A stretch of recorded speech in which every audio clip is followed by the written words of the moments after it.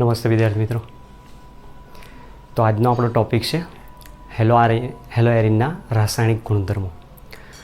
છેલ્લો લાસ્ટ જે લેક્ચર હતું એની અંદર આપણે ભણી ગયા હેલો આલ્કેન્સના રાસાયણિક ગુણધર્મો વિશે, જેમાં એની કેન્દ્રાનુરાગી વિસ્થાપન પ્રક્રિયાઓ આવી, વિલોપન પ્રક્રિયા આવી અને છેલ્લે લાસ્ટ હતી ધાતુ સાથેની પ્રક્રિયા.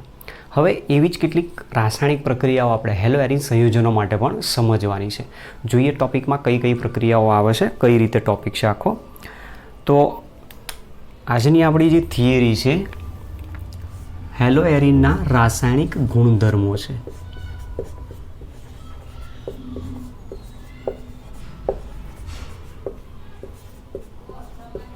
હેલો એરિનના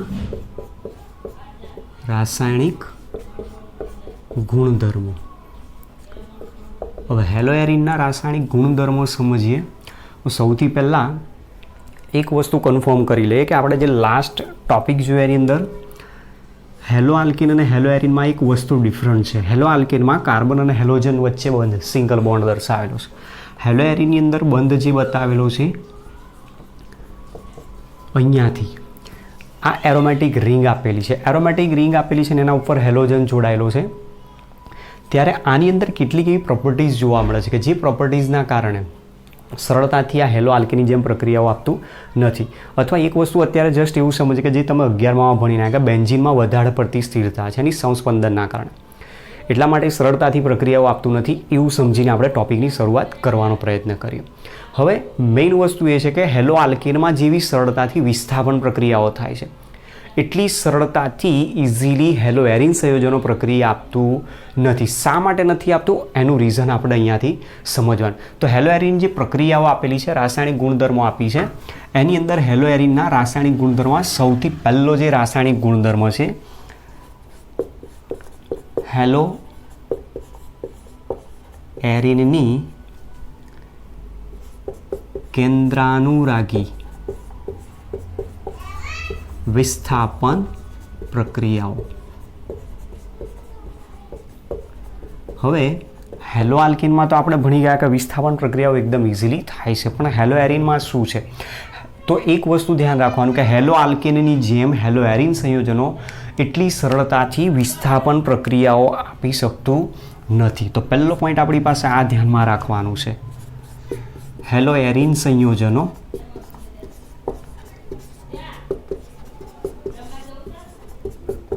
હેલો આલ્કેન સંયોજનોની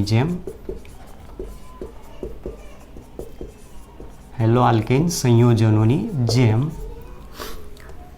કેન્દ્રાનુરાગી વિસ્થાપન પ્રક્રિયાઓ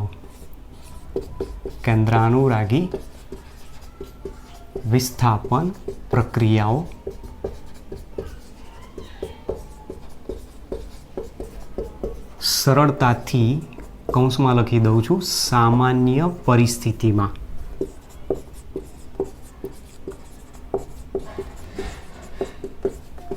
દર્શાવતા નથી. તો હવે અહીંયાથી એક રીઝન, કારણ બને છે કે શા માટે નથી દર્શાવી શકતા, આપણે એ સમજવા. તો હેલો એરિનની કેન્દ્રાનુરાગી વિસ્થાપન પ્રક્રિયા ઉપર કેટલાક પરિબળો અસર કરે, એ પરિબળોના કારણે સરળતાથી પ્રક્રિયા આપતું નથી. તો પોઈન્ટ આપણે અહીંયાથી સમજવાનો પ્રયત્ન કરીએ. હેલો એરિનની કેન્દ્રાનુરાગી વિસ્થાપન અથવા તો જનરલ પર્ટિક્યુલર અહીંયા શબ્દ વાપરી લઈશું રાસાયણિક ક્રિયાશીલતા. રાસાયણિક ક્રિયાશીલતા હેલો એરિન કરતાં હેલો આલ્કીનની વધારે છે એ સમજીને જે છે તો હેલો એરિનની રાસાયણિક ક્રિયાશીલતા પર અસર કરતા પરિબળો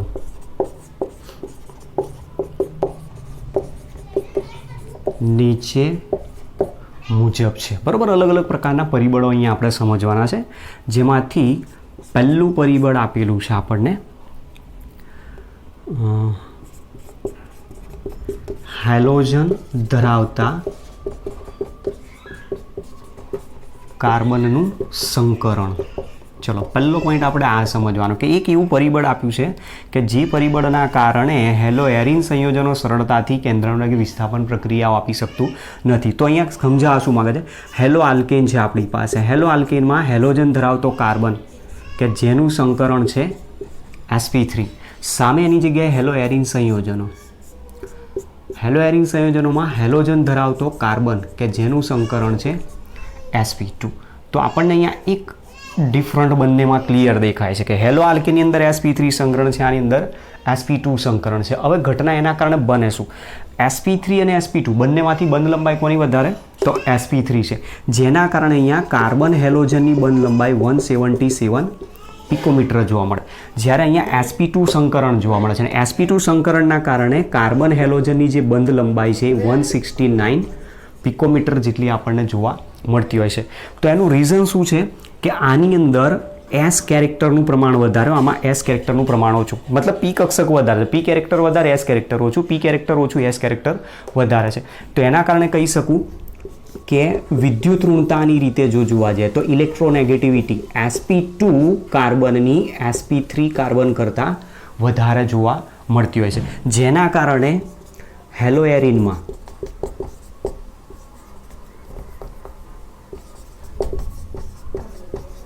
તો મતલબ અહીંયા જે પોઈન્ટ સમજાવવા પ્રયત્ન કરું છું કે અહીંયા sp2 કાર્બન છે એ sp2 કાર્બનની ઇલેક્ટ્રોનેગેટિવ વિદ્યુત ઋણતા વધારે છે, આની વિદ્યુત ઋણતા ઓછી છે, જેના કારણે શું થશે, અહીંયા બંધ ધ્રુવીયતા ઓછી થઈ જાય, બંધ ધ્રુવીયતા ઓછી થાય, જેથી હેલો એરિનમાં બંધ ઓછો ધ્રુવીય બને છે અને જેના કારણે એ બંધ મજબૂતાઈ ત્યાં વધારે હોય છે. તો આપણે અહીંયા કીધું એ મુજબ કે બંધ લંબાઈની પણ જો વાત કરીએ તો આની બંધ લંબાઈ વધારે છે, આની બંધ લંબાઈ ઓછી છે. તો જેની બંધ લંબાઈ ઓછી એની બંધ પ્રબળતા વધારે છે, જેના કારણે અહીંયા કહી શકીએ કે હેલો એરિનમાં રાસાયણિક પ્રક્રિયાઓ સરળતાથી સામાન્ય પરિસ્થિતિમાં દર્શાવી શકતું નથી. તો પહેલો રીઝન એમાં એક આ સમજાવે છે. ચલો કારણ નંબર 2. બીજું કારણ છે આમાં સંસ્પંદન.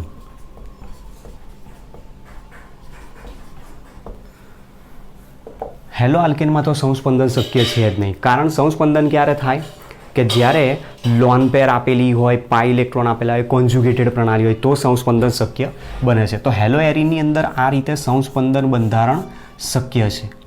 હેલો એરિનની અંદર રહેલો હેલોજન પરમાણુ જે પોતે ઇલેક્ટ્રોન દાતા તરીકે વર્તે, ઇલેક્ટ્રોન દાન કરશે, એના કારણે ઇલેક્ટ્રોન પેર અહીંયા નીચે આવશે તો હેલોજન ઉપર ચાર્જ આવશે પ્લસ, અને આ કાર્બન પરથી ઇલેક્ટ્રોન પેર અહીંયા આવી જશે, એટલે આના ઉપર ચાર્જ આવી જશે માઇનસ, ડબલ બોન્ડ. આ ઇલેક્ટ્રોન પેર અહીંયા ડીલોકલાઇઝ થાય તો બીજું એક રેઝોનન્સ સ્ટ્રક્ચર મળશે, જેના કારણે આપણને સંસ્પંદન સૂત્ર આ રીતે દર્શાવશે. અહીંયા પાઈ બોન્ડ બનશે, અહીંયા પાઈ બનશે, અહીંયા ડબલ બોન્ડ એક્સ, ઇલેક્ટ્રોન ઓછા થઈ ગયા છે એના ઉપરથી એટલે ચાર્જ પ્લસ.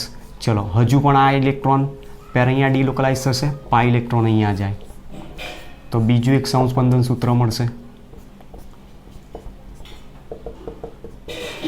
ફરી પાછી આ ઇલેક્ટ્રોન પેર અહીંયા આવશે તો જે ઇલેક્ટ્રોન નીચે આવ્યા એ પાછા ઉપર જતા રહે, અને એના કારણે આ રીતે 5 સંસ્પંદન રચનાઓ આપણને જોવા મળશે. અને 5 સંસ્પંદન રચનાની હાજરીના કારણે આ હેલો એરિન સંયોજન સ્થિરતા ધારણ કરવા પ્રયત્ન કરતો હોય છે. સાથે સાથે આની અંદર શું જોવા મળ્યું તો તમે જુઓ અહીંયા double bond, double bond, double bond, તો મતલબ અહીંયા આંશિક દ્વિબંધ લાક્ષણિકતા ધરાવે છે એવું કહી શકાય. તો હેલો એરિન સંસ્પંદનના કારણે આંશિક દ્વિબંધ લાક્ષણિકતા ધરાવે છે. તો હવે તમે જ નક્કી કરો, સિંગલ બોન્ડ અને ડબલ બોન્ડ બેમાંથી બંધ મજબૂતાઈ કોની વધારે, ડબલ બોન્ડની વધારે, કારણ કે ડબલ બોન્ડ હોવાના કારણે એમાં બંધ મજબૂતાઈ વધતી જાય છે, અને બંધ મજબૂતાઈ વધે તો એની પ્રક્રિયાઓ પણ સરળ કોઈ દિવસ દર્શાવે નહીં. તેથી તેમાં બંધ લંબાઈ ઘટતા બંધ મજબૂતાઈ વધે છે. તેથી જ હેલો એરિનની સક્રિયતા હેલો આલ્કેન કરતાં ઓછી છે. તો એક આ રીઝન અહીંયા આપેલું છે કે હેલો એરિન શા માટે સરળતાથી પ્રક્રિયા નથી આપતું જે હેલો આલ્કેન આપી શકે. તેમાં બીજું જે બંધારણ આપ્યું છે એમાં સંસ્પંદન બંધારણ એક બીજું પરિબળ દર્શાવે છે. સંસ્પંદનના કારણે આંશિક દ્વિબંધ લાક્ષણિકતા દર્શાવતું હોય છે. તો આ પોઈન્ટ નંબર 2 છે. ચલો ત્યાર પછી ત્રીજો પોઈન્ટ આપણે અહીંયા પ્રક્રિયા બતાવે છે કેન્દ્રાનુરાગી વિસ્થાપન. કેન્દ્રાનુરાગી પ્રક્રિયા પોતે ન્યુક્લિયોફાઇલ નેગેટિવ ચાર્જ દર્શાવે છે. જ્યારે એરોમેટિક વલય ઓલરેડી પોતે જ ઇલેક્ટ્રોન વાદળ દર્શાવે છે જે પણ ઋણ વીજભાર ધરાવે. તો જેના કારણે આ ન્યુક્લિયોફાઇલ જેવો એના ઉપર અટેક કરવાનો પ્રયત્ન કરશે એ ઇલેક્ટ્રોન ક્લાઉડ એને અપાકર્ષણથી દૂર ધકેલવાનો પ્રયત્ન કરે. મતલબ કે પોઈન્ટ નંબર 3 છે હેલો એરિનમાંના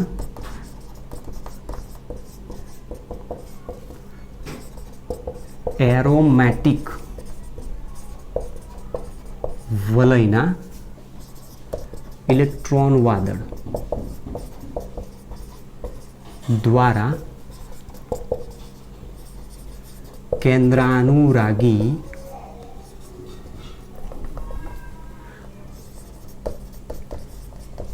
અપાકર્ષણ પામે છે. અને અપાકર્ષણ પામતો હોવાથી ઇલેક્ટ્રોન ક્લાઉડ દ્વારા આ અપાકર્ષિત થતો હોવાથી ન્યુક્લિયોફાઇલ એના ઉપર નજીક સરળતાથી જઈ શકતો નથી. મતલબ પ્રક્રિયા એના કારણે પણ થોડીક સરળ બનતી નથી. તો એક આ ત્રીજો પોઈન્ટ આપ્યો છે. પોઈન્ટ નંબર 4 ચોથો પોઈન્ટ છે આમાં અસ્થાયી ફિનાઇલ કેટાયન. અસ્થાયી ફિનાઇલ કેટાયન. તો એક આ પોઈન્ટ આપણી પાસે અહીંયા બીજો આપેલો છે. જેવું આપણે હેલો આલ્કેનની અંદર RX છે હેલોજન તમે દૂર કરાવી દો તો બાકી શું રહ્યો આલ્કાઇલ કાર્બોકેટાયન જેને આપણે નામ આપે. એ જ વસ્તુ આની અંદર પણ બને છે. હેલો એરિન સંયોજન હેલો એરિનમાંથી હેલોજન અહીંયાથી દૂર કરી નાખવામાં આવે તો હેલોજન દૂર કરશો X માઇનસ અને આમાંથી બનાવી દેશે ફિનાઇલ કેટાયન કે જે ફિનાઇલ કેટાયન પોતે અસ્થાયી છે. હવે અસ્થાયી શા માટે છે એનું કારણ છે કે ફિનાઇલ કેટાયન જે બન્યો છે એમાં જે એરોમેટિક વલય છે એમાંથી જે કાર્બન ઉપરથી એરોમેટિક વલયના જે કાર્બન ઉપરથી હેલોજનને તમે દૂર કરો છો એ જે બંધ ધરાવતી કક્ષકો હોય છે sp3 sp2 યા કોઈ પણ સંકૃત કક્ષક જે હોય આપણી પાસે આ રીતની ધારો કે એરોમેટિક વલય આપેલું છે અને તમે અહીંયાથી હેલોજન દૂર કરો. હેલોજન દૂર કરશો એટલે ઇલેક્ટ્રોન પેર લઈને નીકળી જાય એટલે આ કક્ષક ખાલી પડી જાય. જેવી કક્ષક ખાલી પડશે એના કારણે ઘટના શું બનશે કે આ જે ઇલેક્ટ્રોન છે પાઈ ઇલેક્ટ્રોન જે ડિલોકલાઇઝ છે જે સતત વલય આકારે અહીંયા વર્તુળ આકારે ગતિ કરીને એને એરોમેટિક ગુણધર્મ જાળવી રાખે એ વસ્તુ અહીંયાથી હેલોજન દૂર થયા બાદ કક્ષક ખાલી પડે છે જે બેન્ઝીન વલયને આ રીતે લંબ રીતે ગોઠવાઈ જાય છે. વલય આ પ્રમાણે છે અને એને લંબ દિશામાં ગોઠવાય અને લંબ દિશામાં જો ગોઠવાઈ જાય તો પછી એ દરમિયાન એ પોતે ત્યાં સંસ્પંદનમાં એરોમેટિક ગુણધર્મ દર્શાવવા માટે ત્યાં ઇલેક્ટ્રોન વાદળ ભાગ લઈ શકતું નથી અને એટલા માટે એ શું થઈ જાય છે ફિનાઇલ કેટાયન અસ્થાયી છે અને ફિનાઇલ કેટાયનની અસ્થિરતાના કારણે જ આ હેલો એરિન સંયોજનો કેન્દ્રાનુરાગી વિસ્થાપન પ્રક્રિયા તરીકે SN1 પ્રક્રિયાઓ સરળતાથી દર્શાવી શકતું નથી. તો એક આ રીઝન ક્વેશ્ચન છે શોર્ટ ક્વેશ્ચન કે હેલો એરિન સંયોજનો શા માટે કેન્દ્રાનુરાગી વિસ્થાપન પ્રક્રિયાઓ સરળતાથી નથી આપી શકતા અથવા શા માટે SN1 પ્રક્રિયા ઝડપથી નથી આપતું તો એ સમજાવો. તો એના માટે 4 પરિબળો અહીંયા કામ કરે. પહેલું પરિબળ એની અંદર કાર્બન હેલોજનની કાર્બન હેલોજન ધરાવતા કાર્બનનું સંકરણ કાર્બન હેલોજન વચ્ચે અહીંયા સંસ્પંદનના કારણે આંશિક દ્વિબંધની લાક્ષણિકતા એરોમેટિક વલયના ઇલેક્ટ્રોન ક્લાઉડના કારણે એની પર જે રિપલ્ઝન થાય છે અને જે એના દ્વારા કેટાયન બને છે કેટાયન પોતે કેવો છે અસ્થાયી અને અસ્થાયી ફિનાઇલ કેટાયનની હાજરીના કારણે સરળતાથી આ કેન્દ્રાનુરાગી વિસ્થાપન પ્રક્રિયાઓ સામાન્ય પરિસ્થિતિમાં આપી શકતું નથી. પણ હા જો આની પ્રક્રિયા પરિસ્થિતિ થોડીક પ્રબળ બનાવી દેવામાં તો હેલો એરિન સંયોજનો પણ કેન્દ્રાનુરાગી વિસ્થાપન પ્રક્રિયાઓ આપી શકે છે. કઈ છે પ્રક્રિયાઓ તો એ પણ સમજીએ. જુઓ ચલો તો પહેલાં આપણી પાસે આ જે મેઇન પરિબળ હતા એનો પોઈન્ટ સમજ્યા કે હેલો એરિનની અંદર તમે 11મા ધોરણમાં ભણી ગયા એરોમેટિક વલયની પ્રક્રિયાઓ બેન્ઝીનની પ્રક્રિયાઓ બેન્ઝીનનું halogenation chlorination bromination nitration sulphonation Friedel Crafts alkylation, Friedel Crafts, acylation. દરેક પ્રક્રિયામાં તમે જો પર્ટિક્યુલર તમે ટેમ્પરેચરનો યુઝ કરો છો, ઉદ્દીપકનો યુઝ કરો છો. શા માટે? પ્રક્રિયા જો સરળતાથી થતી હોય તો ઉદ્દીપકની જરૂર ના પડે. પ્રક્રિયા ધીમી છે, ઉદ્દીપક વાપરવો પડશે. પ્રક્રિયા ધીમી છે, તાપમાન વધારીને પ્રક્રિયાનો વેગ વધારવો પડશે. તો આ બધી વસ્તુ આપણે એરોમેટિક સંયોજનો બેન્ઝીન, ટોલ્યુઇનમાં ઓલરેડી પહેલાંથી ભણી ગયા. તો એ જ વસ્તુ અહીંયા પણ કામ કરે છે કે આમાં પણ એરોમેટિક રિંગ આપેલી છે તો એ સરળતાથી પ્રક્રિયા આપતું નથી. તો સામાન્ય પરિસ્થિતિમાં પ્રક્રિયા નથી આપતું, પણ જો પ્રક્રિયા પરિસ્થિતિ એની સ્ટ્રોંગ બનાવી દેવામાં તો પ્રક્રિયા પોસિબલ છે. દાખલા તરીકે ઉદાહરણ છે આપણી પાસે ક્લોરોબેન્ઝીન હેલોએરિન સંયોજન તરીકે. ક્લોરોબેન્ઝીનની અલગ અલગ પ્રક્રિયાઓમાં એક પ્રક્રિયા છે 6 થી 8% જલીય NaOHનું દ્રાવણ લેવામાં, 633 કેલ્વિન તાપમાન અને 300 વાતાવરણ દબાણે જો પ્રક્રિયા કરવામાં આવે તો આ પ્રક્રિયા દ્વારા NaOHમાં H+ આયન દૂર કરશે, NaO- અહીંયાથી હેલોજનનું વિસ્થાપન થાય અને એની જગ્યાએ કોણ આવશે? NaO-. તો સૌથી પહેલાં એમાંથી બનાવશે એક ઇન્ટરમીડિયેટ જેમાં અહીંયાથી Na+ છે, OS- છે. જો આપણી પાસે સંયોજનમાં Na+ની જગ્યાએ હાઇડ્રોજન મૂકી દઉં તો સંયોજન શું બની જાય? ફિનોલ બની જાય. આપણી પાસે સંયોજન ભણી ગયા આલ્કોહોલનો ટોપિકની અંદર. આલ્કોહોલ છે, આલ્કોહોલમાંથી હાઇડ્રોજન દૂર થાય એટલે આલ્કોક્સાઇડ આયન બને. ફિનોલમાંથી હાઇડ્રોજન દૂર થાય એટલે ફિનોક્સાઇડ આયન બનાવતો અને એ ફિનોક્સાઇડ આયન સાથે અહીંયા જોડાયેલો છે સોડિયમ આયન, એટલે સંયોજનનું નામ કહેવાય સોડિયમ ફિનોક્સાઇડ. અને આ સોડિયમ ફિનોક્સાઇડ જે આપેલો છે એ અસ્થાયી છે અને અસ્થાયી હોવાના કારણે ઝડપથી એસિડિક માધ્યમ સાથે પ્રક્રિયા આપશે. તો અહીંયાથી સોડિયમને દૂર કરાવશે અને નિપજ આપશે C6H5OH, જેને આપણે નામ આપીએ છીએ ફિનોલ. તો આની અંદર તમે જુઓ ક્લોરોબેન્ઝીનની પ્રક્રિયા કોઈ જનરલ કન્ડિશન અહીંયા ચોક્કસ કામ કરે છે, એના વગર એ પ્રક્રિયા બતાવતું નથી. ચલો પછી બીજી પણ પ્રક્રિયા છે આવી. Cu2O ઉદ્દીપકની હાજરીમાં પ્રક્રિયા કરવામાં આવે, 473 કેલ્વિન તાપમાને પ્રક્રિયા. Cu2O ઉદ્દીપક 473 કેલ્વિન તાપમાન અથવા 200 ડિગ્રી સેન્ટીગ્રેડ તાપમાને એમોનિયા સાથે જો પ્રક્રિયા કરવામાં આવે, એમોનોલિસિસની પ્રક્રિયા જેને કહી શકાય, તો એમોનોલિસિસની પ્રક્રિયા થશે તો આમાંથી H+Cl- ને ખેંચી લાવશે, -HCl અને કેન્દ્રાનુરાગી તરીકે NH2- એના ઉપર જોડાઈ જશે અને નિપજ બનાવશે આ રીતે, જેને આપણે નામ આપીએ છીએ એનિલિન. તો એક આ પ્રક્રિયા પણ શક્ય છે. ત્રીજી પણ એક પ્રક્રિયા પોસિબલ છે કે જો ક્લોરોબેન્ઝીનની પ્રક્રિયા ડાયઇથાઇલ ફોર્મામાઇડ DEF અથવા DMF ડાયમિથાઇલ ફોર્મામાઇડ પણ વાપરી શકીએ છીએ. ડાયમિથાઇલ ફોર્મામાઇડ એક કાર્બનિક દ્રાવક છે. ડાયમિથાઇલ ફોર્મામાઇડની જેવા દ્રાવકમાં CuCN ક્યુપ્રસ સાયનાઇડ અથવા CuCN ટ્વાઇસ આવું કોઈ પણ સંયોજન વાપરી શકો, ક્યુપ્રસ અથવા ક્યુપ્રિક સાયનાઇડનો ઉપયોગ કરવામાં. તો અહીંયાથી વિસ્થાપન પ્રક્રિયા થઈને એના દ્વારા બેન્ઝીનમાં અહીંયા કોણ જોડાશે? CN, જેનું નામ છે બેન્ઝોનાઇટ્રાઇલ અથવા સાઇનોબેન્ઝીન જેને કહેવામાં. તો આ પ્રકારની વિસ્થાપન પ્રક્રિયા, આનું IUPAC નામ છે બેન્ઝોનાઇટ્રાઇલ. તો આવી વિસ્થાપન પ્રક્રિયાઓ શક્ય છે, પણ એ દરેક પ્રક્રિયામાં તમે જો જનરલ કોઈ ચોક્કસ પ્રક્રિયા પરિસ્થિતિની જરૂર પડે છે, એના વગર પ્રક્રિયા અહીંયા શક્ય બનતી નથી. હવે આ જે સંયોજન બતાવ્યું છે આપણે, એમાં હેલોએરિનની અંદર જો કોઈક એવા ક્રિયાશીલ સમૂહ મૂકી દેવામાં કે જે એની ક્રિયાશીલતામાં વધારો કરે, ક્રિયાશીલતામાં વધારો કરી દે, કોઈ પણ સંજોગોમાં આ ક્લોરીનનો બંધ અહીંયા નિર્બળ બનાવવો છે. બંધ નિર્બળ ક્યારે બને? એ ક્લોરીનને કાર્બન વચ્ચેના બંધના ઇલેક્ટ્રોનને જો કોઈ ખેંચનાર મળી જાય તો. કોઈ ખેંચનાર પ્રક્રિયક એની અંદર જોડીએ, મતલબ ઇલેક્ટ્રોન આકર્ષક પ્રક્રિયક જો પ્રબળ ઇલેક્ટ્રોન આકર્ષક જોડી દેવામાં આવે તો આ હેલોજન સરળતાથી ત્યાંથી વિસ્થાપન પામી શકે છે અને એ પ્રક્રિયાઓ આપણે અહીંયા સમજાવવાની છે. તો જે રિએક્શન્સ છે એને સમજવાનો પ્રયત્ન કરીએ.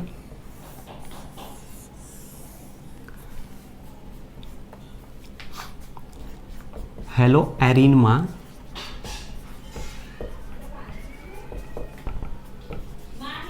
પ્રબળ ઇલેક્ટ્રોન હેલોએરિનમાં પ્રબળ ઇલેક્ટ્રોન આકર્ષક ક્રિયાશીલ સમૂહ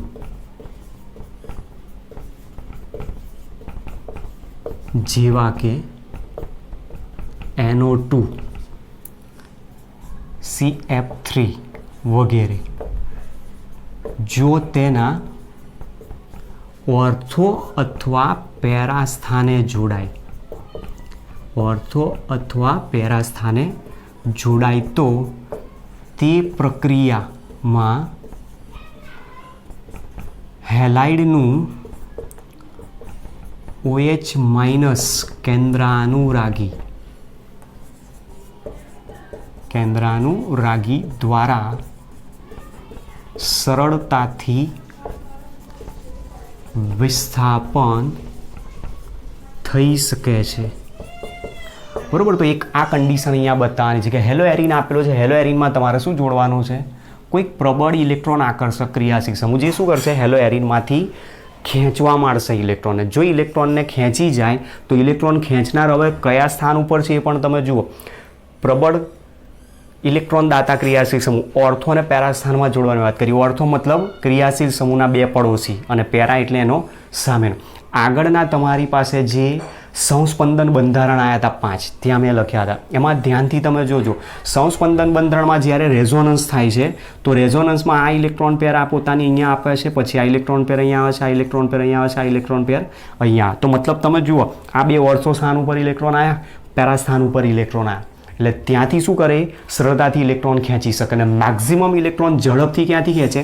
પેરા સ્થાન ઉપર. હવે એનું કારણ શું કે પેરા સ્થાન ઉપર જ્યારે ઇલેક્ટ્રોન આવશે ત્યારે એની બંને બાજુ ઇલેક્ટ્રોન એકદમ નજીક અને એમાં પણ આની અંદર તમે જોઈ શકો બધી બાજુથી સંયુગ્મિત પ્રણાલી તૈયાર થાય. સંયુગ્મિત પ્રણાલીમાં double bond single bond double bond single bond, અહીંયા પણ double bond single bond double bond single bond અને અહીંયા ઇલેક્ટ્રોન પેર છે. એટલે બધી બાજુથી ઇલેક્ટ્રોન એકદમ સરળતાથી આ ક્રિયાશીલ સમૂહ જો પેરા સ્થાન ઉપર જોડાયેલો હોય તો ખેંચી શકે છે. એટલે સરળતાથી ઇલેક્ટ્રોન ક્યાંથી ખેંચે? પેરા સ્થાન ઉપરથી. જ્યાંથી ઇલેક્ટ્રોન જલ્દી ખેંચશે ત્યાંથી હેલોજન એકદમ ઝડપથી દૂર કરતો. મતલબ મુખ્ય નિપજ તરીકે હંમેશા ઓર્થો પેરા સમઘટકમાં કઈ મળે? પેરા સમઘટક જ મળે. આ વસ્તુ ધ્યાન રાખો. તો આની હાજરીમાં અહીંયા પ્રક્રિયાઓ બતાવવાની છે. એમાં એક રિએક્શન છે. વિસ્થાપન કોના દ્વારા બતાવવાનું? OH માઇનસ દ્વારા હેલો એરિન સંયોજનનું. તો ક્લોરોબેન્ઝીન છે આપણી પાસે. ક્લોરોબેન્ઝીનના ઓર્થો સ્થાનમાં મેં શું કરી દીધો? એક NO2 ક્રિયાશીલ સમૂહ જોડ્યો. એક NO2 ક્લોરોબેન્ઝીનમાં ઓર્થો સ્થાનમાં ગોઠવું છું ત્યારે એની જે પ્રક્રિયા છે જલીય NaOH વડે જેમાંથી આપણને OH માઇનસ કેન્દ્રાનુરાગી પ્રક્રિયક મળશે. જે પ્રક્રિયા 443 કેલ્વિન 443 કેલ્વિન તાપમાને થતી જોવા મળે છે. કન્ડિશનને આની સાથે કમ્પેર કરજો. ક્લોરોબેન્ઝીન હતો ત્યારે તમે કેટલું ટેમ્પરેચર રાખ્યું? 633 કેલ્વિન. હવે એના ઓર્થો સ્થાનમાં એક NO2 ગોઠ્યો એટલે પ્રક્રિયા શું થાય? ઝડપથી થવા માંડશે. એટલે ટેમ્પરેચર શું કરવું પડ્યું? ઓછું કરી દેવું પડ્યું. અને એના દ્વારા વિસ્થાપન પ્રક્રિયા થવાથી નિપજ મળશે C6H4. અહીંયા આવી જશે OH અને અહીંયા છે NO2 જેને આપણે નામ આપીશું ઓર્થો નાઇટ્રોફિનોલ. અને બાકીનો ભાગ જે છે Cl - Na NaCl તરીકે છૂટો પડે. ચલો બીજી પ્રક્રિયામાં શું કરીએ? હજુ એક NO2 ને વધારે એડ કરીએ. Cl. એક NO2 તમે ઓર્થો સ્થાનમાં ઓલરેડી ગોઠવેલો છે તો બીજો NO2 ક્યાં ગોઠવાવો જોઈએ? એના પેરા સ્થાનમાં. હવે પહેલાં એક જ ઇલેક્ટ્રોન ખેંચનાર હતો. એ ઇલેક્ટ્રોન ખેંચનારની પોતાની કઈ અસર છે?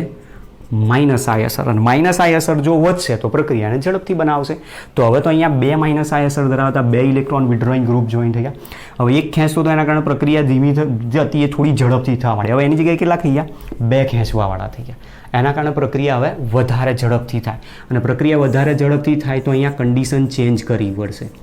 જલીય NaOH સાથે તો પ્રક્રિયા થાય પણ સાથે સાથે 368 કેલ્વિન તાપમાને પ્રક્રિયા. તો જો ટેમ્પરેચર હજુ પણ ઘટી ગયું તો 368 કેલ્વિન તાપમાને પ્રક્રિયા થવા માંડે છે અને એના દ્વારા એક વિસ્થાપિત સંયોજન તરીકે આપણને આ રીતે નિપજ આપશે જેને આપણે નામ આપવું હોય તો 2,4-ડાયનાઇટ્રોફિનોલ આપી શકીએ છીએ. 2,4-ડાયનાઇટ્રોફિનોલ પ્રકારનું સંયોજન બનાવતું હોય છે. હવે હજુ પણ એક એની અંદર ક્રિયાશીલ સમૂહ દાખલ કરી દઈએ. તો ત્રીજો જો NO2 ક્રિયાશીલ સમૂહ જાય તો હવે ત્રીજો NO2 ક્રિયાશીલ સમૂહ ક્યાં જોડાવો જોઈએ? તો તમે ધ્યાનથી જોઈ શકો છો, એક ઓર્થો સ્થાનમાં જોડાયો, એક પેરા સ્થાનમાં જોડાયો, હજુ એક ઓર્થો સ્થાન એનું ખાલી છે અને એ ઓર્થો સ્થાન ખાલી છે ત્યાં NO2 ને જોડી શકીએ છીએ. તો પ્રક્રિયા નંબર 3, જેમાં બીજો એક NO2 ક્રિયાશીલ સમૂહ ફરીથી જોડાશે. Cl અહીંયા છે, એક ઓર્થો સ્થાન અહીંયા ભરાઈ ગયું, એક પેરા સ્થાન ભરાઈ ગયું, તો એક બાકી હતું ઓર્થો સ્થાન, એ પણ અહીંયા ભરાઈ જશે. તો હવે તો અહીંયા 3 ઇલેક્ટ્રોન વિથડ્રોઈંગ ગ્રુપ 3ની -I અસર દર્શાવેલી છે, જેના કારણે 1 કરતાં 2, 2 કરતાં 3 ઇલેક્ટ્રોન ખેંચનાર થઈ ગયા. તો પ્રક્રિયા તો આ તો એકદમ ઝડપથી થશે. તો પ્રક્રિયા અહીંયા માત્ર કોના દ્વારા પ્રક્રિયા થશે? પાણી વડે 333 કેલ્વિન તાપમાને એને સીધું ગરમ કરી નાખો. પાણી વડે સીધું ગરમ કરશે એટલે હેલોજન ફટાક દઈને અહીંયાથી દૂર થઈ જશે અને પાણીમાં રહેલો OH માઇનસ પોતાનું સ્થાન ત્યાં લેશે અને નિપજ આપશે 2,4,6 ટ્રાઇનાઇટ્રો ફિનોલ તરીકે જેને કહેવાય, અને અહીંયા છૂટો પડશે -HCl. આ મેઇન ક્રિયાશીલ સમૂહ નંબર 1, 2, 3, 4, 5, 6. તો 2,4,6 ટ્રાઇનાઇટ્રો અને મુખ્ય સંયોજન તરીકે છે ફિનોલ. આવું સંયોજન મળે જેનું પ્રચલિત નામ છે પિક્રિક એસિડ. પીળા રંગનો પદાર્થ છે ક્રિસ્ટલાઇન ફોર્મમાં, બરાબર. તો પિક્રિક એસિડ અહીંયાથી આપણને સંયોજન તરીકે મળતું હોય છે. તો હવે આની અંદર તમે જોઈ શકો છો, જુઓ પ્રક્રિયાઓ એકદમ સરળતાથી ક્યારે થઈ? તો હેલોએરિનમાં જો એરોમેટિક વલય પર ઇલેક્ટ્રોન વિથડ્રોઈંગ ગ્રુપ અથવા -I અસર દર્શાવતો સમૂહ જોડાયેલ હોય તો ક્રિયાશીલતા વધે છે. મતલબ કે જેમ ઇલેક્ટ્રોન વિથડ્રોઈંગ ગ્રુપની સંખ્યા વધે અથવા તો જેમ -I વધે એમ આની રિએક્ટિવિટી વધતી જાય, એની ક્રિયાશીલતામાં પણ વધારો થતો હોય. આના કરતાં ઉલટું, જો અહીંયા ઇલેક્ટ્રોન ડોનેટિંગ ગ્રુપ જોડાઈ જશે, ઇલેક્ટ્રોન દાતા, જો ઇલેક્ટ્રોન દાન કરતો તો શું કરે? ઇલેક્ટ્રોન ક્લોરીન બાજુ વધુ ને વધુ જવા માંડે, તો પછી જે દ્વિબંધ લાક્ષણિકતાના કારણે બંધ ટૂંકો થતો તો એ બંધ વધારે મજબૂત થવા માંડે, હેલોજન સરળતાથી જવા દે નહીં. તો આ એક ક્વેશ્ચન અહીંયાથી સમજાય. હવે એની અંદર પણ તમે જુઓ, અહીંયા એક બીજો ક્વેશ્ચન છે કે નીચેનામાંથી કયું સંયોજન કાર્બોક્સિલિક એસિડ ગ્રુપ ધરાવતું નથી તેમ છતાં એસિડ છે? તો અહીંયા જો કોઈ જગ્યાએ કાર્બોક્સિલ ગ્રુપ નથી, COOH ગ્રુપ, COOH ગ્રુપ નથી તેમ છતાં એ એસિડિક છે. અને પિક્રિક એસિડ અહીંયા જે આપ્યો છે એમાં જે સંયોજનો આપણને મળ્યા છે, તો આપણી પાસે આ જે સંયોજન મળે એમાં એક સૌથી પહેલું સંયોજન હતું ઓર્થો નાઇટ્રોફિનોલ, બીજું સંયોજન આવ્યું 2,4 ડાયનાઇટ્રોફિનોલ અને ત્રીજું સંયોજન મળે છે 2,4,6 ટ્રાઇનાઇટ્રોફિનોલ. આમાંથી પણ પ્રશ્ન પૂછાશે જે આગળના ચેપ્ટરમાં આવશે. હવે આમાંથી પ્રશ્ન પૂછે છે કે આમાં કોણ પ્રબળ એસિડિક ગુણધર્મ ધરાવે? તો પ્રબળ એસિડિક કોણ છે? તો જે સરળતાથી આ હાઇડ્રોક્સિલ સમૂહનો હાઇડ્રોજન દૂર કરે એની એસિડિક પ્રબળતા વધારે. તો હવે તમે જ વસ્તુ વિચારજો, NO2 ગ્રુપ ઇલેક્ટ્રોનને ખેંચશે, ઇલેક્ટ્રોનને ખેંચશે એટલે શું કરશે? ઓક્સિજન પણ પોતાના ઇલેક્ટ્રોન એની તરફ આપવા માંડશે. અહીંયા આ ઇલેક્ટ્રોન ખેંચનાર 2 થઈ ગયા, અહીંયા ઇલેક્ટ્રોન ખેંચનાર 3 થઈ ગયા. તો શું કરશે? ઇલેક્ટ્રોન ખેંચશે એટલે ઓક્સિજન વધુ ઇલેક્ટ્રોન પોતાના નીચેની તરફ આપવાનો પ્રયત્ન કરશે. તો વધુ ઇલેક્ટ્રોન ક્યાં આપશે? પિક્રિક એસિડની અંદર. તો એ બંધ મજબૂતાઈ એકદમ ઓછી થાય એટલે હાઇડ્રોજન આનો સરળતાથી દૂર કરે, જેના કારણે તમે કહી શકો કે પિક્રિક એસિડની એસિડિક પ્રબળતા વધારે છે. ત્યાર પછી એના કરતાં ઓછી 2,4 ડાયનાઇટ્રોફિનોલ અને ત્યાર પછી સૌથી ઓછી આવે ઓર્થોનાઇટ્રોફિનોલ. અને આનાથી ઓછી કોની ગણી શકાય? તો જે ફિનોલ સંયોજન છે એ ફિનોલની એસિડિકતા એકદમ ઓછી છે એવું આપણે કહી શકીએ. તો આ રીતની પ્રક્રિયાઓ આપેલી છે આપણને. કેન્દ્રાનુરાગી વિસ્થાપન પ્રક્રિયા જે કોઈ ચોક્કસ પ્રકારની પરિસ્થિતિ હેઠળ જ શક્ય બને છે, બાકી તો એમાં પ્રક્રિયાઓ એ પ્રમાણેની શક્ય નથી, બરાબર. ચલો ત્યાર પછી નેક્સ્ટ બીજી પ્રક્રિયા છે હવે હેલો એરિનના રાસાયણિક ગુણધર્મમાં જેમ આપણે કેન્દ્રાનુરાગી વિસ્થાપન હેલો આલ્કેનમાં ભણ્યા એમ આની અંદર પણ હેલો એરિનમાં કેન્દ્રાનુરાગી વિસ્થાપન પ્રક્રિયા ભણ્યા. પણ હેલો એરિન સંયોજન અથવા એરોમેટિક સંયોજનોનો મેઇન ગુણધર્મ શું છે? તો ઇલેક્ટ્રોન અનુરાગી વિસ્થાપન પ્રક્રિયાઓ આપે. એ ઇલેક્ટ્રોન અનુરાગી વિસ્થાપન પ્રક્રિયાઓ એકદમ સરળતાથી આપી શકે છે. તો હવે આપણે ઇલેક્ટ્રોન અનુરાગી વિસ્થાપન પ્રક્રિયા વિશે સમજવાનો પ્રયત્ન કરીએ.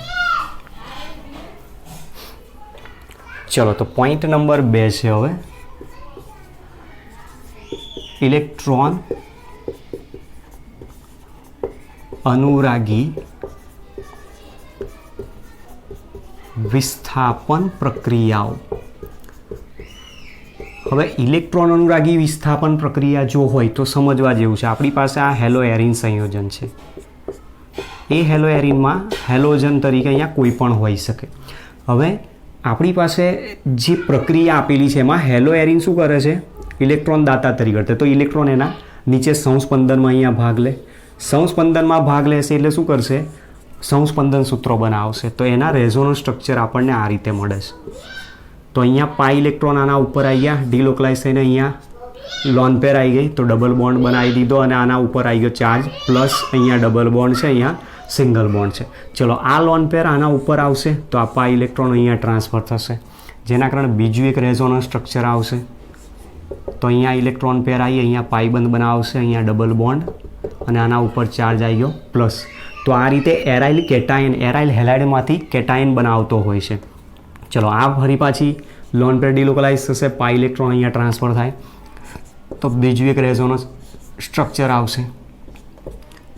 અહીંયા ઇલેક્ટ્રોન પેર ટ્રાન્સફર થઈ ગઈ, હેલોજન ઉપર ચાર્જ છે પ્લસ, અને આમાંથી ફરી પાછી આ ઇલેક્ટ્રોન પેર જો અહીંયા ટ્રાન્સફર થાય તો હેલોજન પરથી ઇલેક્ટ્રોન જે ગયા હતા એ પાછા આવી જશે, જેના કારણે એનું એક બંધારણ આપણને આ રીતે રેઝોનન્સ સ્ટ્રક્ચર દ્વારા મળતું હોય છે. જેમાં તમે ધ્યાનથી જુઓ, ઇલેક્ટ્રોન કયા સ્થાન ઉપર આવ્યા? ઓર્થો સ્થાન ઉપર, અને બીજો એક પેરા સ્થાન ઉપર છે. હવે પ્રક્રિયામાં કોને બતાવવાની છે આપણે? ઇલેક્ટ્રોન અનુરાગી. ઇલેક્ટ્રોન અનુરાગીનો પોતાનો ચાર્જ શું હોય? પ્લસ ચાર્જ હોય. તો પ્લસ ચાર્જ ધરાવતો ઇલેક્ટ્રોન અનુરાગી, જેને ઇલેક્ટ્રોન તરફ આકર્ષણ છે, આમાંથી કયા સ્ટ્રક્ચર ઉપર કઈ જગ્યાએ જોડાય? તો તમે જુઓ, એ જવાબ આપણને અહીંયાથી મળે છે કે એના 2 ઓર્થો સ્થાન ઉપર ઇલેક્ટ્રોન અવેલેબલ છે અને એક પેરા સ્થાન ઉપર ઇલેક્ટ્રોન અવેલેબલ છે, જેમાંથી મેઇન પ્રોડક્ટ બનાવવા કયા સ્થાન ઉપર જશે?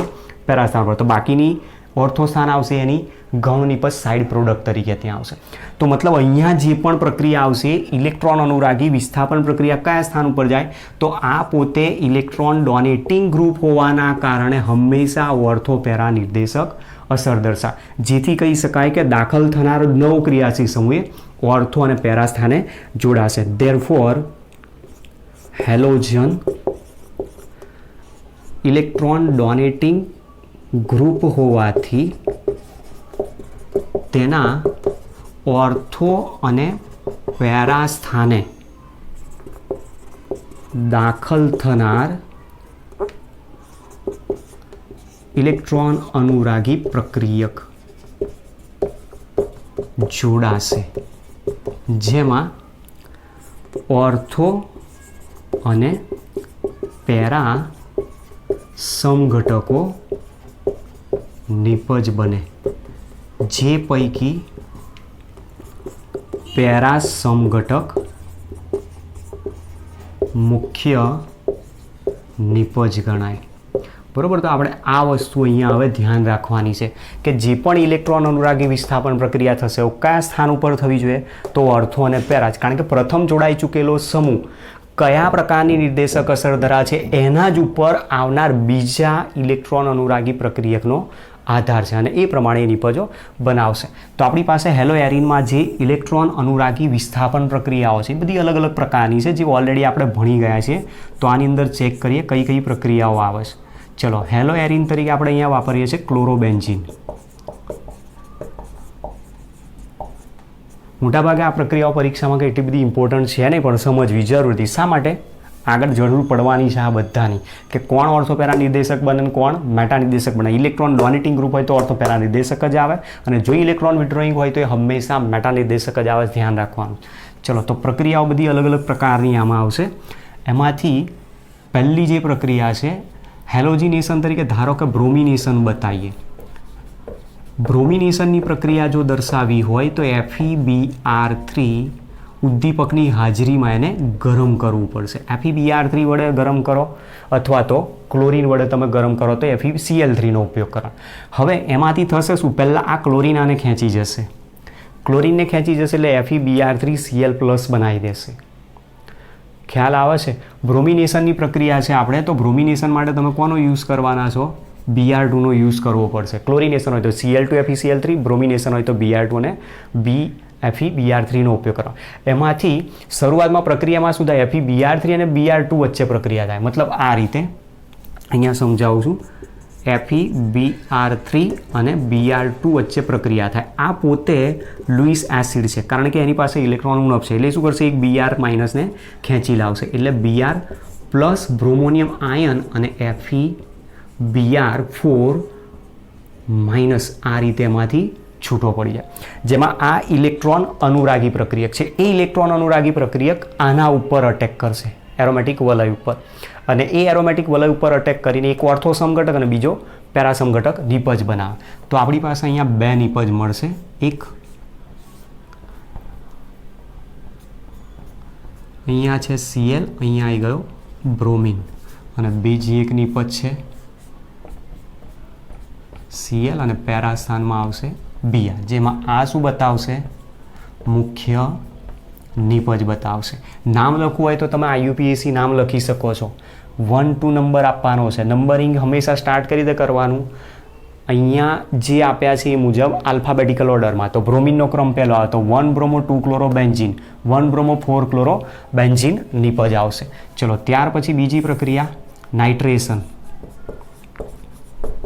નાઇટ્રેશન કરવી હોય તો સાંદ્ર HNO3 પ્લસ સાંદ્ર H2SO4ની હાજરીમાં એને ગરમ કરવામાં. તો નાઇટ્રેશનની અંદર ક્રિયાશીલ સમૂહ જે ઇલેક્ટ્રોન અનુરાગી છે એ નાઇટ્રોનિયમ આયન NO2+ આયન છૂટો પડે છે. 11માં આપણે ભણી ગયા.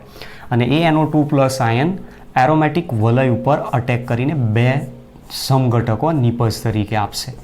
જેમાંથી એક આવશે 2 નાઇટ્રોક્લોરો ઓર્થોનાઇટ્રોક્લોરોબેન્ઝીન, અને એ જ પ્રમાણે બીજો એક આવશે પેરા નાઇટ્રોક્લોરોબેન્ઝીન, જેમાં મુખ્ય નિપજ તરીકે પેરા નાઇટ્રોક્લોરોબેન્ઝીન આવશે. ચલો ત્યાર પછી સલ્ફોનેશન. સલ્ફોનેશનની પ્રક્રિયા હોય તો કોન્સન્ટ્રેટ H2SO4 અથવા ઓલિયમની હાજરીમાં એને ગરમ કરવામાં. તો સલ્ફોનેશનની પ્રક્રિયામાં SO3H+ આયન, SO3H+ આયન અહીંયાથી સલ્ફોનિયમ આયન એમાંથી છૂટો પડી જાય. અને એ સલ્ફોનિયમ આયન સલ્ફોનેશન પ્રક્રિયા દ્વારા નિપજ આપશે. અહીંયા ક્લોરીન છે, અહીંયા આવશે SO3H+, એ જ રીતે પેરા સમઘટક ક્લોરીન SO3H, અને આને બતાવીશું આપણે મુખ્ય નિપજ તરીકે.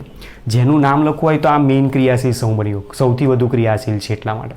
તો બેન્ઝીન સલ્ફોનિક એસિડ કહેવાય એને. અને એના એક કાર્બન પર ક્લોરીન છે, ઓર્થોસ્થાન ઓર્થોક્લોરોબેન્ઝીન સલ્ફોનિક એસિડ, પેરાસ્થાન પેરાક્લોરોબેન્ઝીન સલ્ફોનિક એસિડ, અથવા ક્રમ આપો હોય તો અહીંયાથી 1 2 નંબર આપો તો 2 chloro benzene sulphonic acid, 4 chloro benzene sulphonic acid કહેવાય. ચલો ત્યાર પછી પ્રક્રિયાઓ છે બીજી ઇલેક્ટ્રોન અનુરાગી, Friedel Crafts alkylation. Friedel Crafts alkylation પ્રક્રિયા જો દર્શાવી હોય તો ધારો કે CH3Cl વડે નિર્જળ AlCl3 ઉદ્દીપકની હાજરીમાં કરવા. અહીંયા જે FeBr3 તમે વાપર્યો છે એ પણ કયા સ્વરૂપે હોય? નિર્જળ FeBr3 સ્વરૂપે. હવે આની જ્યારે પ્રક્રિયા થતી હોય તો એમાં ક્લોરોમિથેન AlCl3 સાથે પહેલાં ભાગ લે. આ પણ લુઈસ એસિડ છે. લુઈસ એસિડ છે, એને ઇલેક્ટ્રોનની જરૂર છે, ક્લોરીનને ખેંચી લાવશે. ક્લોરીનને ખેંચી લાવે એટલે AlCl4- અને CH3+ આલ્કાઇલ કેટાયન તરીકે છૂટો પડી જાય. તો મિથાઇલ આયન અહીંયાથી છૂટો પડે, અને એ મિથાઇલ આયન જે છે એ એરોમેટિક વલય ઉપર અટેક કરશે ઇલેક્ટ્રોન અનુરાગી તરીકે, અને એમાંથી નિપજ આપશે એક ઓર્થો સમઘટક અને બીજો પેરા સમઘટક, જેને નામ આપવું હોય તો ઓર્થોક્લોરોટોલ્યુઇન અને પેરાક્લોરોટોલ્યુઇન તરીકે દર્શાવી શકીએ. જેમાં પેરાક્લોરોટોલ્યુઇન મુખ્ય નિપજ તરીકે દર્શાવીશું. ચલો છેલ્લી પ્રક્રિયા છે આની અંદર ફ્રીડલ ક્રાફ્ટ એસાઇલેશન. ફ્રીડલ ક્રાફ્ટ એસાઇલેશન પ્રક્રિયામાં કોઈક એસાઇલ સમૂહ ધરાવતું સંયોજન, દાખલા તરીકે એસિટાઇલ ક્લોરાઇડ છે, એસિટાઇલ ક્લોરાઇડની પ્રક્રિયા દર્શાવવાની છે નિર્જળ AlCl3 ઉદ્દીપકની હાજરીમાં એને ગરમ કરવામાં. તો આની અંદર પણ એવું છે, CH3COCl નિર્જળ AlCl3 લુઈસ એસિડ આ ક્લોરીન અહીંયાથી ખેંચી જશે તો એમાંથી બનાવી દેશે CH3CO પ્લસ આયન. એ CH3CO પ્લસ આયન શું કરશે, SLM આયન તરીકે આના ઉપર અટેક કરશે. એક ઓર્થો સમઘટક આપશે, એક પેરા સમઘટક, અને બે નિપજ એ પ્રમાણે આપણને આપશે. તો એક આવશે અહીંયાથી ઓર્થો સમઘટક, ઓર્થો સ્થાન ઉપર COCH3, બીજો એક સમઘટક આવશે પેરા સ્થાન ઉપર COCH3 દર્શાવતું ClCOCH3. તો પેરા સમઘટક મુખ્ય નિપજ તરીકે દર્શાવાય, જેની અંદર આપણે અહીંયાથી બતાવી શકીએ કે આ સંયોજન છે એસિટોફિનોન છે, તો ઓર્થોક્લોરો એસિટોફિનોન પેરાક્લોરો એસિટોફિનોન તરીકે દર્શાવી શકે. આના IUPAC નામકરણ બધું આવશે, પણ એ આલ્કોહોલ ફિનોલના ચેપ્ટરની અંદર આપણે સમજવાનું છે. તો આ રીતની હેલોએરિન સંયોજનો ઇલેક્ટ્રોન અનુરાગી વિસ્થાપન પ્રક્રિયાઓ દર્શાવી શકે છે, કે જે દરેકે દરેક પ્રક્રિયામાં તમે જોઈ શકો છો દાખલ થનારો જે ક્રિયાશીલ સમૂહ છે એ સમૂહ પ્રથમ જોડાઈ ચૂકેલા સમૂહની નિર્દેશક અસર ઉપર કામ કરે છે, અને એટલા માટે ઓર્થો અને પેરા સ્થાન દર્શાવતા સમઘટકો બતાવે, જેમાં મુખ્ય નિપજ તરીકે હંમેશા પેરા સમઘટક છે. ચલો, ત્યાર પછી ત્રીજા નંબરની પ્રક્રિયાઓ છે, જેવી હેલો આલ્કેન ધાતુ સાથે પ્રક્રિયાઓ આપે છે એવી હેલોએરિન પણ ધાતુ સાથે પ્રક્રિયાઓ દર્શાવી શકે છે. તો હેલોએરિનની ધાતુ સાથેની પ્રક્રિયાઓ મોસ્ટ ટાઈમ ક્વેશ્ચન છે, જે કાર્બનિક પરિવર્તનમાં જરૂર પડી જાય, શોર્ટ ક્વેશ્ચનમાં જરૂર પડશે, ક્યારેક MCQમાં પણ જરૂર પડતી હોય. સાથે સાથે ક્યારેક એક સેન્ટેન્સ સ્વરૂપે આખું એક વાક્ય આપ્યું હોય અને વાક્યની અંદર એક આખી રાસાયણિક પ્રક્રિયા સમાયેલી હોય, એને બનાવવાની જો જરૂર પડતી હોય તો ત્યાં પણ આવી પ્રક્રિયાઓ ધાતુ સાથેની ઘણી જ ઉપયોગી છે. તો સમજતા જઈએ હેલોએરિનની ધાતુ સાથેની પ્રક્રિયાઓ કઈ કઈ છે. તમારે બંનેના નામ યાદ રાખવાના છે એમાં. ચલો, પ્રક્રિયા નંબર 3, ધાતુ સાથેની પ્રક્રિયાઓ. હવે આપણે હેલો આલ્કેનમાં તો ભણી ગયા, શબ્દ ધ્યાન રાખજો. હેલો આલ્કેનમાં હેલો આલ્કેનની ધાતુ સાથેની પ્રક્રિયા જ્યારે બતાવી તો એમાં બે પ્રક્રિયા આવી હતી. એમાં એક ગ્રિગ્નાર્ડ પ્રક્રિયા આવી અને બીજી એક હતી વુર્જ પ્રક્રિયા. ગ્રિગ્નાર્ડ પ્રક્રિયામાં ધાતુ તરીકે મેગ્નેશિયમ, વુર્જ પ્રક્રિયામાં ધાતુ તરીકે સોડિયમ, અને ત્યાં દ્રાવક તરીકે ડ્રાય ઇથરનો આપણે ઉપયોગ કરેલો છે. તો આ વસ્તુ પહેલી માઇન્ડમાં રાખવાની છે. હેલોએરિન સંયોજન છે, હેલોએરિનની પણ પ્રક્રિયાઓ છે આવી અલગ અલગ. એમાંથી પહેલી જે પ્રક્રિયા છે, જેમાં અહીંયા આપણે જેવી સોડિયમ ધાતુ સાથે વુર્જ પ્રક્રિયા લીધી હતી એવી જ પ્રક્રિયા અહીંયા ફિટિક પ્રક્રિયા છે. વુર્જ પ્રક્રિયામાં પણ આપણે શું કીધું હતું કે હેલો આલ્કેનની શુષ્ક ઇથરમાં સોડિયમ ધાતુ સાથે પ્રક્રિયા કરતા મૂળ હેલો આલ્કેનમાં રહેલા કાર્બન કરતાં બમણા કાર્બન ધરાવતો આલ્કેન નિપજ આપે છે. હવે એ જ વસ્તુ અહીંયા પણ છે, પણ પ્રક્રિયા કોની છે? હેલોએરિનની છે. હેલોએરિનની પ્રક્રિયા સોડિયમ ધાતુ સાથે સૂકા ઇથરમાં કરવામાં આવે તો બે એરોમેટિક વલય ધરાવતું એક સંયોજન બાયફિનાઇલ તરીકે નિપજ આપે છે. તો એની સૌથી પહેલાં અહીંયાથી સિદ્ધાંત લખીએ. હેલોએરિનની સોડિયમ ધાતુ સાથે શુષ્ક ઇથરમાં પ્રક્રિયા કરતા બે ફિનાઇલ સમૂહ એક બીજા સાથે જોડાઈ ડાયફિનાઇલ સંયોજન આપે છે, જેને ફિટિગ પ્રક્રિયા કહે છે. તો જુઓ, આની રિએક્શનમાં શું કહેવા માંગે છે? હેલોએરિન છે, હેલોએરિન તરીકે માની લો કે ક્લોરોબેન્ઝીન છે. ક્લોરોબેન્ઝીનની પ્રક્રિયા સોડિયમ ધાતુ સાથે શુષ્ક ઇથરની હાજરીમાં દ્રાવક તરીકે પ્રક્રિયા કરવામાં આવે તો અહીંયાથી શું કરશે?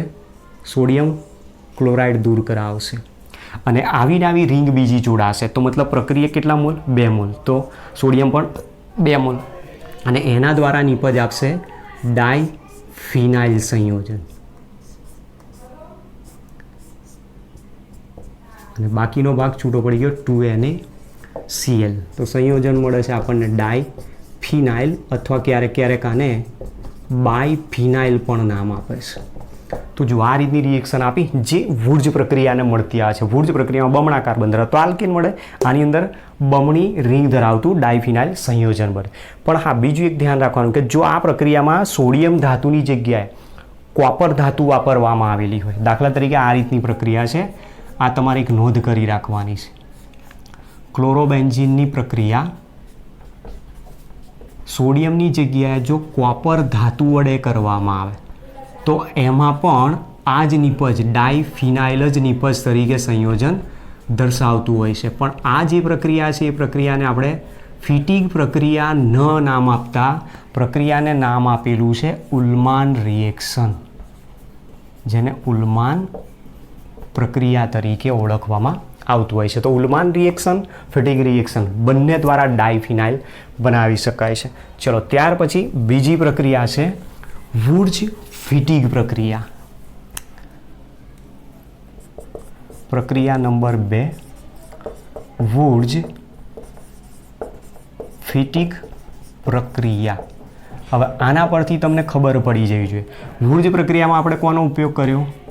હેલો આલ્કેનનો. ફિટિંગ પ્રક્રિયામાં કોનો ઉપયોગ કર્યો? હેલો એરિનનો. બંનેમાં ધાતુ કઈ વાપરી? સોડિયમ ધાતુ. બસ આ જ વસ્તુ ધ્યાન રાખવાની. હેલો આલ્કેન અને હેલો એરિનની સોડિયમ ધાતુ સાથે સૂકા ઈથરની હાજરીમાં પ્રક્રિયા કરતા આલ્કાઇલ બેન્ઝીન નિપજ આપે છે, જે પ્રક્રિયાને વુર્જ ફિટિગ પ્રક્રિયા કહે છે. ચલો તો કન્ડિશન લખીએ.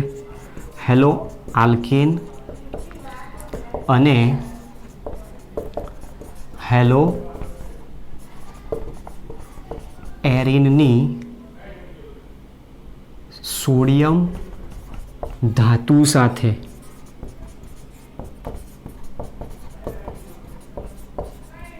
સૂકા ઈથરમાં પ્રક્રિયા કરતા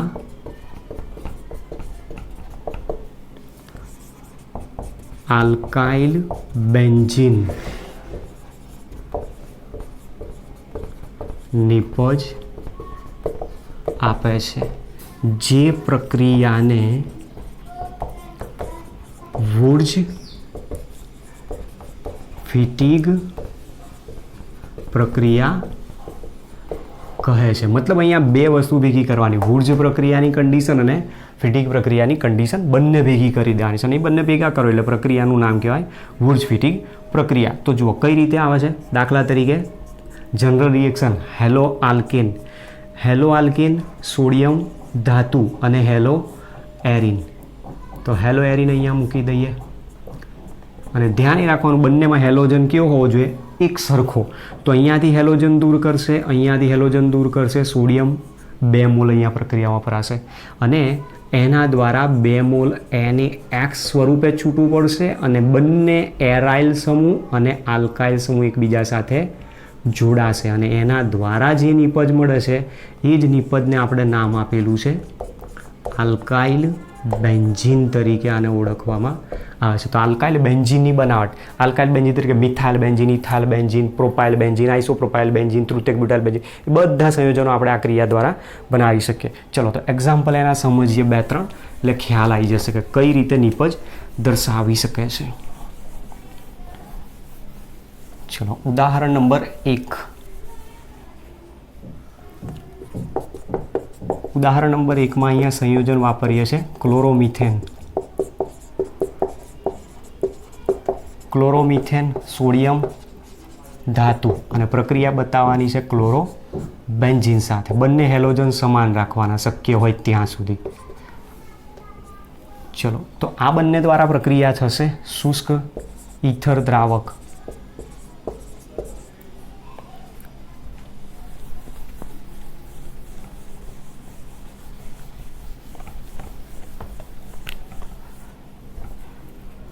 તો અહીંયાથી NaCl રિમૂવ કરાવશે તો 2 મોલ -2